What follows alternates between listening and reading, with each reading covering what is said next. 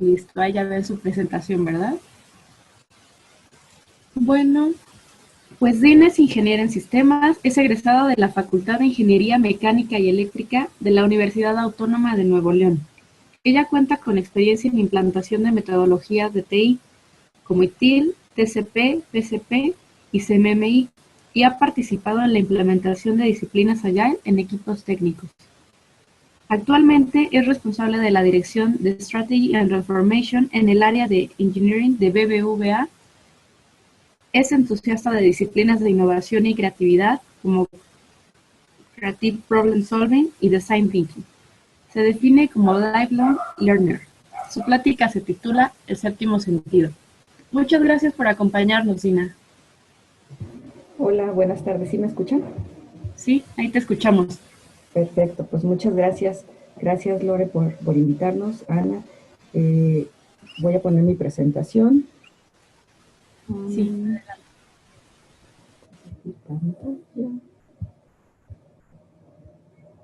Me dicen si ya la ven. Listo, allá te vemos. Bueno, si escuchan a veces, de vez en cuando ruido, es que vivo en la zona del cruce de aviones, entonces ahí de vez en cuando van, como en la película Roma, van a escuchar pasar los aviones cada minuto. Ok, está bien. Bueno, la presentación le puse el título del séptimo sentido y van a ver la razón de esta conforme vayamos platicando del contenido, ¿no? Últimamente yo creo que en las empresas hemos estado dando mucho peso a la creatividad y a la innovación de las personas, ¿no? Pero algo que nos hemos dado cuenta, y la plática se va a centrar mucho en mi experiencia personal, es que tanto nos consideramos personas creativas cada uno de nosotros, ¿no? Y la pregunta aquí se las dejo a todos, si se consideran unas personas creativas o no.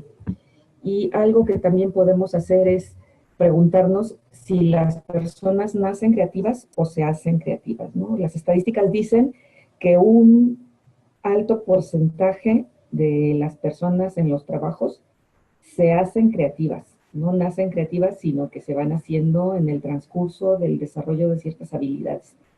Y yo en la experiencia personal que he tenido, por ejemplo, aquí la fotografía esta que pongo, que me gustó mucho cuando la vi, me acordé mucho de mi etapa del kinder, de la época infantil, que recuerdo que en las clases, cuando nos daban las materias libres, ¿no? Que te daban plastilina y eso, yo recuerdo mucho que nos entregaban plastilina en el grupo y normalmente yo me ponía a hacer algún trabajo y yo ya no podía jugar con esto porque los demás niños me decían, ay, hazme uno, hazme uno, hazme uno. Y entonces todo el salón empezaba con hazme uno y cuando ya había terminado de hacer esto, se acababa el tiempo de ocio y nos quitaban la plastilina y yo nunca podía jugar, ¿no? Entonces me queda siempre en mi experiencia personal la pregunta es si las personas nacemos creativas o nos hacemos creativas. Yo creo que algunos nacen creativos, pero todos podemos desarrollar esa parte creativa, ¿no?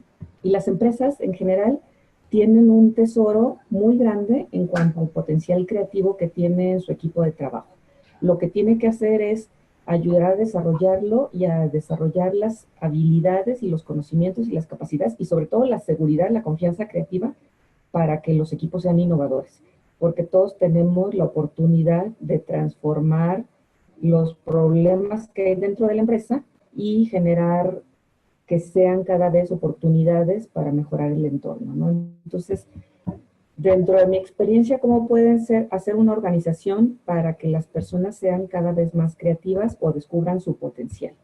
Yo les voy a hablar de 3 cosas que pueden hacer las empresas, ¿no? La primera de ellas es implantar disciplinas creativas, ayudar a que la gente se capacite, tome ciertos cursos y lea algunos libros. Les puedo recomendar algunos, me pueden mandar también, ahí tienen mis datos, mi correo, mi cuenta de Twitter y de LinkedIn. Les puedo compartir algunos datos de cursos, de libros o de videos que pueden ver para estas disciplinas creativas. Por ejemplo, ¿cuáles? ¿No? Pueden capacitarse en Design Thinking o una disciplina todavía anterior a Design Thinking que son muy similares, que es la parte de Creative Problem Solving o el Human Centered Design. O sea, hay muchas disciplinas creativas que tomando alguno de estos cursos, leyendo estos libros y analizando la metodología como tal, los pasos que siguen, las indicaciones que te recomiendan de cómo implantar estas disciplinas creativas nos pueden ayudar a fortalecer este músculo creativo que todos tenemos, ¿no? Entonces, por ejemplo, esta es una lámina en la que yo resumo muchas de estas disciplinas creativas. Algunos hablan de 4 etapas, otros hablan de 5 etapas.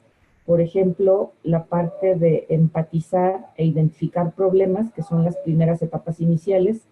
Algunas disciplinas las llaman como la etapa del conocimiento, la etapa del knowledge. En la parte de empatizar también le llaman la parte de, junto con problemas, de identificar, de sentarnos a trabajar con la situación, con el problema que tenemos, y entonces desarrollar o identificar las situaciones que podemos estar mejorando, ¿no? Algo en mi experiencia, algo que me he dado cuenta en el entorno laboral es que muchas veces tenemos problemas que no resolvemos porque creemos que así es como se debe de trabajar, ¿no? Ya están transformados en hábitos y ya creemos que así es como debemos de estar nosotros en el día a día desempeñándonos. Algo que debemos de hacer es siempre estarnos preguntando qué es lo que está pasando y si eso que está pasando lo podemos cambiar o lo podemos modificar.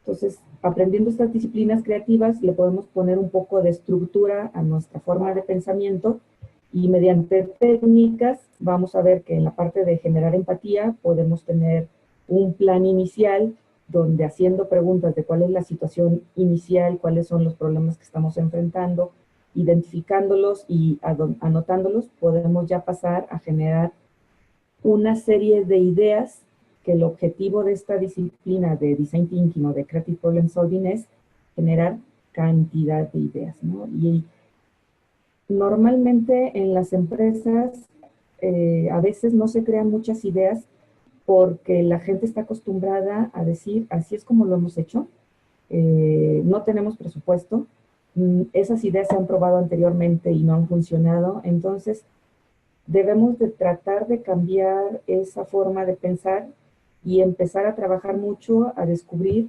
las oportunidades que tenemos de que cada uno de los que integramos ya sea una empresa propia o trabajemos para una empresa, podamos nosotros empezar a descubrir y a proponer ideas. Dentro de esta técnica de Design Thinking también hay formas de filtrarlas. La primera parte de generación de ideas es buscar cantidad, ¿no? Hay muchas técnicas para generar cantidad de ideas y después mediante algunas métricas o algunos filtros podemos seleccionar las mejores. Y aquí podemos estar haciendo iteraciones, ¿no? Podemos hacer un proceso de iterar y de decir, vamos a seleccionar más ideas, vamos a volver a trabajar en equipo, vamos a dinamizar esto para que entre más ideas tengamos podamos seleccionar algunas y entonces ahora sí, con un pensamiento crítico podamos hacer un filtro de las ideas. ¿Qué es lo que nos pasa? Que muchas veces cuando tenemos que hacer un trabajo de equipo, los equipos que seleccionamos siempre son las personas a las que más confianza le tenemos. Entonces, cuando hacemos este trabajo de equipo con las personas que más confianza le tenemos o que conocemos de mucho tiempo, se generan pocas ideas. Es importante, por ejemplo, este tipo de webinars, de sesiones donde conozcamos otros puntos de vista, otras formas de trabajo, a otras personas con otras ideas, y todo eso empezarlo a interiorizar y generar nuevas ideas. Si nosotros siempre estamos con el mismo equipo de trabajo, comemos con las mismas personas, nos acostumbramos a pensar de la misma forma, es poco probable que tengamos nuevas ideas. Si porque trabajamos en empresas chiquitas es difícil que salgamos del mismo equipo de trabajo y comamos con las mismas 3 personas, lo que es importante es que participemos en este tipo de eventos. Estos eventos nos van a abrir a generar nuevas ideas y a mantener nuestro cerebro siempre creando nuevas formas de pensamiento. Cuando ya generamos algún filtro de ideas, tenemos por ejemplo aquí en la parte inferior derecha lo que le llamamos el triángulo dorado, donde decimos si la idea es viable, si es factible, si es deseable, y lo que esté dentro de este triángulo sería aquello que es nuestra pepita de oro, nuestra idea maravillosa que tenemos que empezar a prototipar. Entonces ya vienen también mediante varias técnicas el hacer prototipos que sean sencillos, rápidos, baratos, donde podamos ver el producto y posteriormente a tener el producto lo pongamos en prueba, recibamos feedback. Es bien importante el feedback. A mucha gente no le gusta el feedback y sobre todo cuando el feedback es negativo, pero el feedback negativo enriquece mucho la idea y nos da mucha información para volver a generar este ciclo, ya sea que volvamos a empatizar, identificar problemas, ideas, prototipo, o bien después del feedback generemos nuevas ideas, o bien después del feedback vayamos a mejorar el prototipo, etc. Entonces, una de las formas que tenemos para desarrollar nuestro pensamiento creativo es conocer este tipo de disciplinas, empezarlas a aplicar de manera sistemática en nuestros equipos de trabajo, y luego esto lo podemos unir, esta forma de generar pequeños prototipos y nuevas ideas, con todas las metodologías Agile, con todas las metodologías que tenemos ahora actualmente de desarrollo. Entonces, aplicando Design Thinking es una manera de poder desarrollar nuestro pensamiento creativo. Pero no solamente tendríamos que usar Design Thinking. Otra habilidad, otra característica que podríamos tener y que tenemos que desarrollar es aprender y conectar. Podemos tener bien aprendido el Design Thinking, los 5 pasos de empatizar, identificar problemas, generar ideas, pero si no nos mantenemos constantemente aprendiendo cosas nuevas, va a ser muy difícil que sigamos generando innovación. Entonces, dentro de la segunda recomendación, que es aprender y conectar, también hay otras recomendaciones, ¿no? Para poder aprender, necesitamos siempre tener una mentalidad de crecimiento. ¿Qué significa? Que tenemos que empezar a quitarnos los bloqueos que nosotros mismos nos ponemos o que nos ponen otras personas, ¿no? Cuando de chiquitos nos decían, no eres bueno para las matemáticas, ya nos quedamos con ese no soy bueno para esto, y entonces no sigo practicando, no sigo intentando.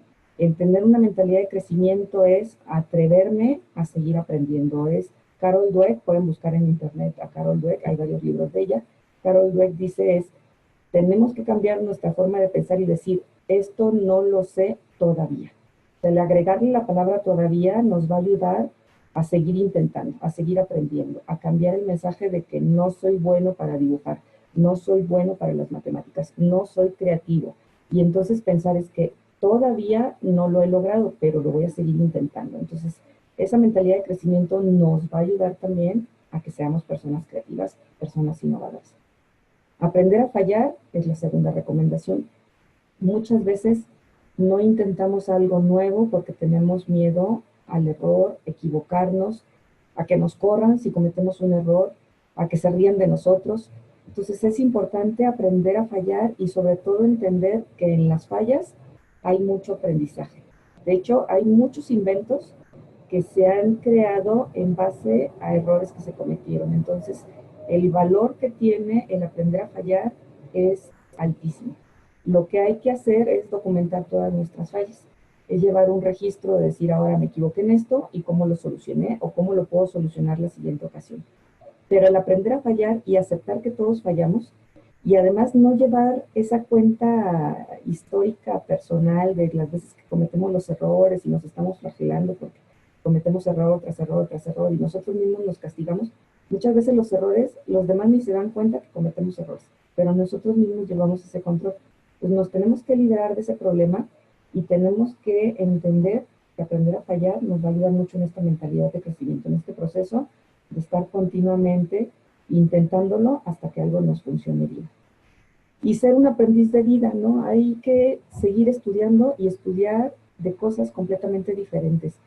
No aprendamos solamente de lo mismo. Hay un concepto que le llaman las personas tipo T, que en la, digamos, en la parte superior de la T está el conocimiento de muchos temas, y en la parte inferior de la letra T, en el palito ahora sí que sostiene a la barra superior, es el conocimiento profundo de un campo. Si yo soy experto en Agile, tengo que estudiar mucho de Agile, voy a aprender mucho, voy a aprender a practicar, ponerlo en marcha, pero además tengo que conocer de otras cosas porque en el aprendizaje adicional es donde yo voy a poder tener muchas nuevas ideas. Las personas creativas, bien lo decía Steve Jobs, aprenden de muchas cosas, pero no se trata nada más de aprender, se trata de conectar ese aprendizaje.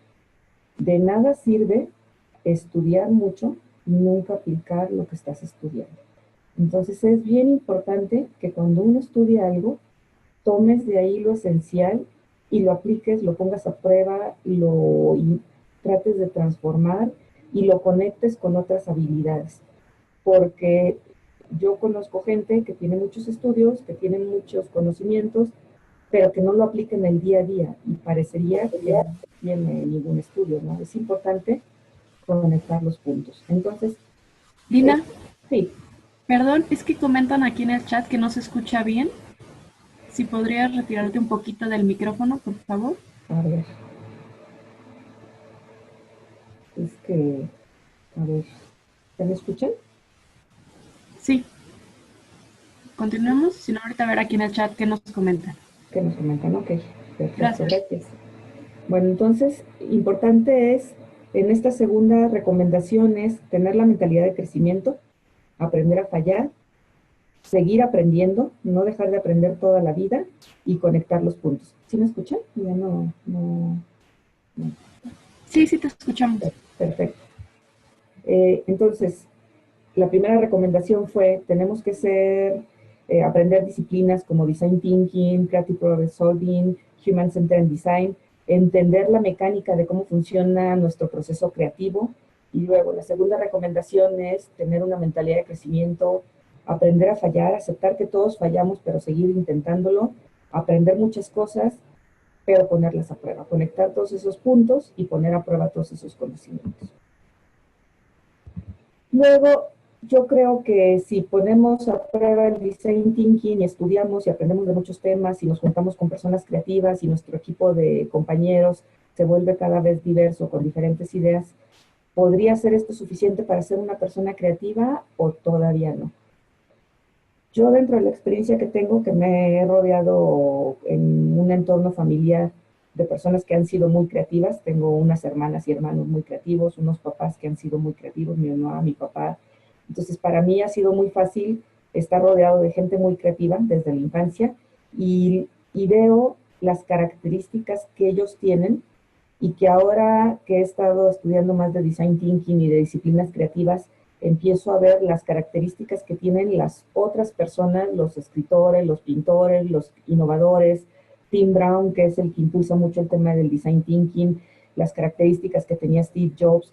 Todas esas personas, además de que tenían conocimiento, además de que conectaban los puntos, yo creo que tenían los sentidos despiertos, o tienen los sentidos despiertos. ¿Y qué significa tener los sentidos despiertos? Significa que desde los 5 sentidos que nosotros tenemos, los estamos descubriendo nuevamente. Son personas que ven con ojos nuevos lo que pasa, que escuchan atentamente lo que está sucediendo alrededor, que ponen atención a las cosas como las estamos viviendo, y no nada más somos personas que han estudiado mucho o que han puesto en práctica alguna disciplina creativa, sino que están atentos al entorno, ¿no? Hay un libro que les puedo recomendar que me gusta mucho, que se llama La sensación de fluidez, donde habla precisamente también de cómo los buenos líderes están atentos con sus 5 sentidos, ¿no? Escuchan al equipo de trabajo, ponen atención a cómo se ve el entorno laboral, tienen tacto con los equipos de trabajo, aprecian, ¿no? Ahorita ya hablando de temas más generales, el salir a la calle y apreciar lo que hay en la calle, si los árboles están floreciendo, la comida que sabe, a qué huele después de la lluvia. O sea, despertar los sentidos es parte de las personas que son creativas, son personas que tienen bien despiertos sus 5 sentidos, pero además activan su sexto sentido. Muchas veces decimos, sobre todo por la película que vimos hace algunos años, la del sexto sentido, que es ver gente muerta. No necesariamente el sexto sentido es ver gente muerta, el sexto sentido es desarrollar la intuición. Entonces, si yo estoy atenta a lo que pasa, si estoy mirando el entorno laboral, si estoy escuchando a las personas, si tengo buen olfato para detectar dónde hay proyectos y dónde no hay proyectos, eso me va a ayudar a que la intuición también se me despierte. Entonces, mi sexto sentido tiene que estar muy atento a lo que está pasando en el entorno, en el día a día, en las oportunidades que se nos presentan, en hacia dónde yo puedo aprender y aportar. Pero además hay un séptimo sentido, que es la suma de todo esto. Y eso ustedes lo ven cuando empiezan a trabajar mucho con niños. Los niños tienen despiertos mucho su pensamiento lateral, su cuestionarse las cosas, su disfrutar el día a día. Entonces, lo que yo le llamo el séptimo sentido es la parte creativa de despertar nuestras habilidades de innovación, de cuestionarnos, de preguntarnos, decía Alicia en el País de las Maravillas, de pensar siempre en imposibilidades, ¿no? ¿Y qué es el pensamiento lateral? Yo les traigo un ejemplo, de hecho, esta presentación, ¿no? Cuando yo la estuve preparando, no saben la cantidad de veces que la tiré y la volví a hacer y la rediseñé y cambié las imágenes. Y para el ejemplo que les traigo de pensamiento lateral, otra vez me volví a acordar de mi época infantil, ¿no? Tuve que comprar plastilinas y eso es para darles el ejemplo de qué es el pensamiento lateral, ¿no? Cuando yo era niña, en casa con mis hermanas, normalmente somos 5 hermanas y 2 hermanos, los hermanos son unos chiquitos, entonces en mi época de infancia, de la primaria, yo conviví con puras mujeres porque mis hermanos ya llegaron después. Entonces nos gustaba, mis papás nos compraban plastilinas y nos gustaba hacer unas muñequitas de plastilina, como el ejemplo que les pongo aquí, donde les hacíamos vestidos, ¿no? Y entonces les hacíamos infinidad de vestidos de todas formas y colores y jugábamos con estas muñequitas. Entonces yo tengo una hermana más chiquita, que era la que se ponía a jugar con nosotros, y obviamente las más grandes hacíamos muchos vestidos y nos quedaban muy bonitos, y la chiquita pues todavía no le quedaban tan bien, ¿no? Y se desesperaba porque no le quedaban tan bonitos los vestidos. Y un día llega mi papá, se sienta con nosotros a jugar, y entonces mi papá le hace un vestido así a las muñequitas de mi hermana, ¿no? Y entonces ahí fue donde nos dimos cuenta, o yo, hablando de mí, yo me di cuenta de que los vestidos no tenían por qué ser planos, ¿no? Los vestidos podían ser en tercera dimensión, podían tener olanes, podían tener flores, podían tener... Ese es el pensamiento lateral, el cambiar de la forma de como siempre hacemos las cosas y empezarlas a cuestionar y hacerlas de manera diferente. Y los niños son expertos en el pensamiento lateral. Entonces, nuestro séptimo sentido tiene que recuperar esa infancia curiosa, creativa, de pensamiento lateral, de estar preguntándonos por qué se hacen así y por qué no se hacen de otra forma las cosas. Y entonces, en ese momento, pues nos damos cuenta que las posibilidades de crear son infinitas, ¿no? Entonces, este se los quería yo traer como un ejemplo del pensamiento lateral, pero les puedo dar muchísimos más, y si después Lore y Ana nos invitan a hacer un taller de pensamiento creativo, y les podemos con gusto dar muchos ejemplos y muchos ejercicios de cómo desarrollarlo. Pero lo principal es que nos cuestionemos y que tengamos a nuestro niño interior despierto. Y algo que yo veo junto con este séptimo sentido, de que el niño interior de cada uno de nosotros se cuestiona, piensa las cosas de manera diferente, está atento a lo que pasa a su alrededor, es las emociones y los sentimientos. Las personas que son creativas les gusta su trabajo, se apasionan con el trabajo, están enamorados de lo que están haciendo y siempre están buscando la forma de cómo hacerlo mejor, de cómo hacerlo más bonito, de cómo hacerlo diferente. Estaba hace poco viendo una plática también de una escritora que decía que hablaba de las musas, ¿no? Porque todos los escritores, los poetas, los músicos siempre hablan de las musas. Entonces ellos dicen que siempre sus emociones están a flor de piel, tanto sus sentimientos oscuros de tristeza, porque muchos cantantes o poetas escriben cuando están tristes, otros cuando están alegres, pero sus emociones siempre están a flor de piel, y las musas, ¿no? Esas hadas que llegan y te generan ideas, llegan en cualquier momento. Lo mismo nos pasa a los que trabajamos en tecnología. Podemos estar mucho tiempo tratando de resolver un problema, y la musa que nos va a inspirar a resolver un problema nos puede llegar a las 3 de la mañana que nos despierte, o nos puede llegar cuando estemos corriendo, cuando nos estemos bañando.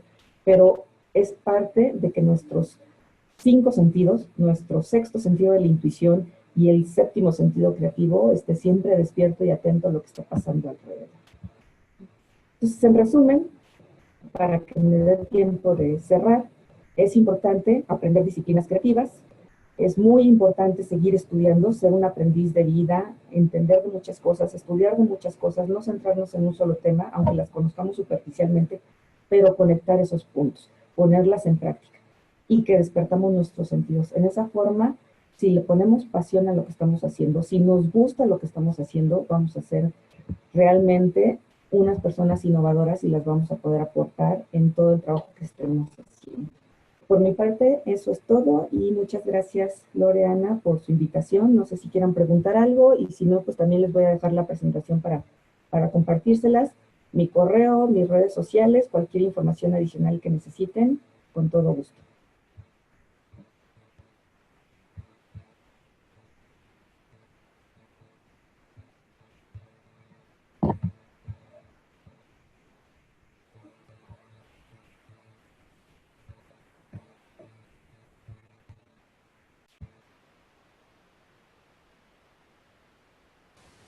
Creo que no escuchamos a Ana. Ana. Bueno, te agradecemos mucho, Dina. Es que lo decía porque me parece que Ana iba a decir ahí unas cosas. Pero muchas gracias, y también me parece increíble el ejemplo que pusiste ahorita con la plastilina. Es una forma muy, muy fácil de verlo, de explicar el concepto del que nos estás hablando, y además me parece la cosa más divertida que haya ese tipo de ejemplos para comentar, ¿no? Entonces, te agradezco mucho la plática, y ahorita que están comentando acerca de si podrá haber futuros eventos, nosotras encantadas de que nos sigan enseñando de los temas que han platicado hasta el momento y de seguir creciendo como comunidad. Entonces, ahorita a ver, ¿alguien tiene preguntas acerca del tema de Dina? Todo el mundo está muy tímido, no nos preguntan. Mándenos por el chat o aquí. Hola, hola, ¿me escuchan? Sí, te escuchamos. De pronto falló mi altavoz, discúlpenme. Pues creo que no tienen preguntas.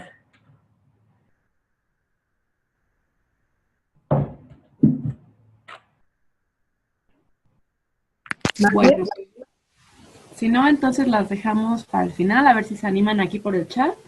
Sí, Pero sí queremos que nos comenten acerca de las metodologías que comentó Dina, acerca de las técnicas o de cualquier concepto que les haya parecido, del que quieran tener más información. Estamos abiertas para las preguntas.